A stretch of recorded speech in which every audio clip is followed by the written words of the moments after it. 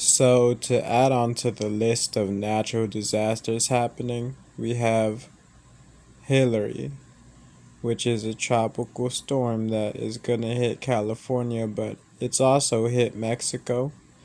And the list keeps piling up with these weird events happening, like all of these fires in Canada, Hawaii, and all of that. And essentially, crazy how it's all ramping up. So, I'm going to play some clips from the news and then I'm going to be talking about some of this stuff going on because we're seeing the destruction of the American infrastructure, which correlates with Agenda 2030 and, sustainable development and smart cities, which is part of sustainable cities.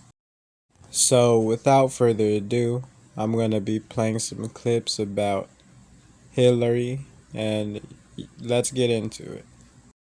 Hurricane Hillary has strengthened to a Category 4 storm. The storm making its way toward California right now, threatening to bring strong winds and heavy rains to the southwestern United States.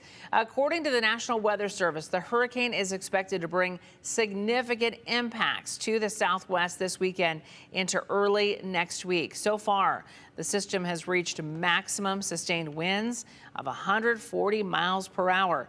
If Hurricane Hillary makes landfall in California as a tropical storm, it'll be the first one in 84 years.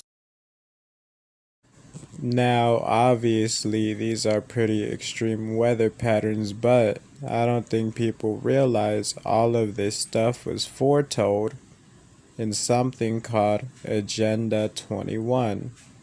And if you don't understand what the Sustainable Development Goals are, or how United Nations has been warning us about these type of events for over 20 years, let me play some videos from the scientist who warned us that this stuff would be happening. And it's insane how the timing is perfect, how it all starts happening, 2021. But without further ado, let me play some clips about, climate change, global warming, and how when climate change happens, there would be changes in weather events. Have you ever heard of global warming? Did you know that over the past decades, sea level has risen? All these news are related to climate change. To understand better what climate change is, we should define what climate is. The climate is the combination of atmospheric conditions that occur in place for a prolonged period of time. Over the past centuries, the climate everywhere around the Earth has changed, altering the usual conditions of a place regarding precipitation and temperature. This way, water shortage, desertification, the disappearance of lakes, or even sea level rise are becoming more and more common. In addition, the number of natural disasters like droughts, floods, or huge storms has increased. All these situations are a consequence of global warming, meaning the increase in temperature happening on the planet, owing mainly to human activity. But why has the planet's temperature risen? The Earth is surrounded by the atmosphere, a thin layer of gas which allows part of the solar radiation to penetrate. For that, this layer consists of gases called greenhouse effect gases, whose mission is to absorb part of the energy received and maintain the planet's temperature. One of the main greenhouse effect gases is CO2. With the Industrial Revolution, CO2 emissions started to increase owing to the use of fossil fuels like coal or petrol. Over the past years, the presence of gases like CO2 in the atmosphere increased, and for this reason, its capacity to retain solar radiation has been enhanced, resulting in an increase of the average temperature of the planet. Climate change affects every country in the world, causing a negative impact on their economy, people's lives, and all living beings. Here are some facts. Over the past 150 years, the average global temperature increased almost 2 degrees Fahrenheit. Would you say it's not much? If the Earth's temperature keeps rising, thousands of animal and plant species may disappear forever. Oceans got warmer, and for this reason, the amounts of ice have decreased, causing sea levels to rise. Did you know that between 1901 and 2010, the sea level has risen 7.5 inches? This may cause some places to disappear beneath the water's surface. Worse consequences are predicted in the future if we don't take measures urgently. Currently, there are some viable solutions at hand. Would you like to learn about them?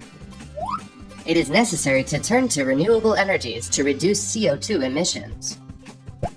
Cars are responsible for 10% of CO2 emissions.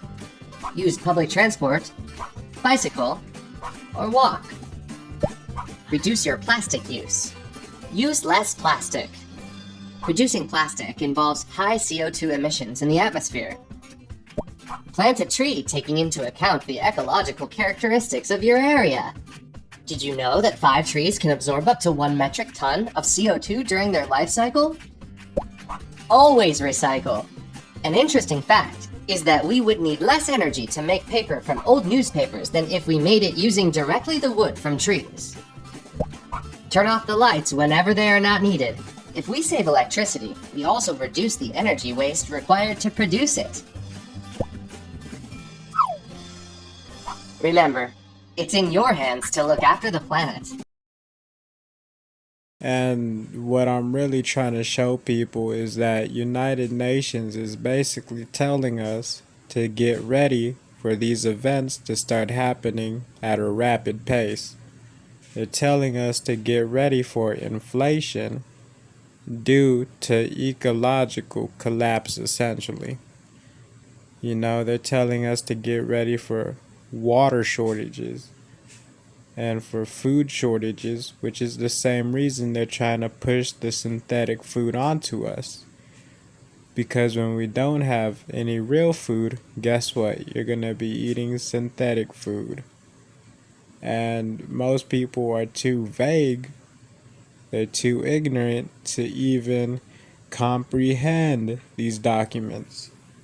So, it's our job to essentially break these documents down and, explain it. And this is what people don't understand.